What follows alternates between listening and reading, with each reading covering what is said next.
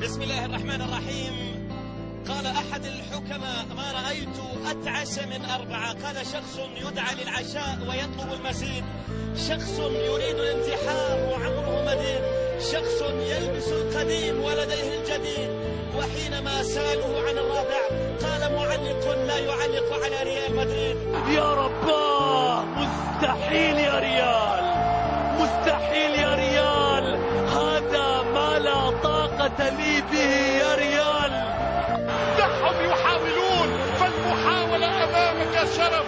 بألقابك لن يتعدوك، في مجدك لن يتحدوك، بأسمائك سيذكروك، بتاريخك سيمجدوك. إنك الأسطورة يا ريال. قلنا مشاهدينا الكرام، اتذكر يا ريال زمانك، انت الليلة سلطان مكانك بالثلاثية المدريدية، بالاقدام الارجنتينية، بالكرة الميزانية.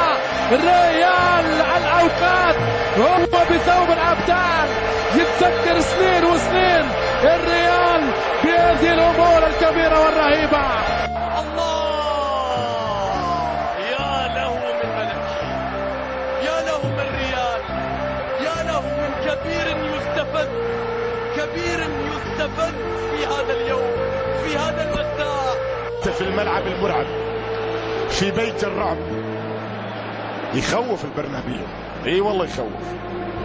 يعني هذه زيارتي الثالثة للبرنابيو، ولكن صدقوني كلما زرت هذا الملعب كلما شعرت بالرهبة. هذا وانا ما العب، الرهبة. انت تشعر وانت تشاهد وانت في قمة الملعب وانت امام حقيقة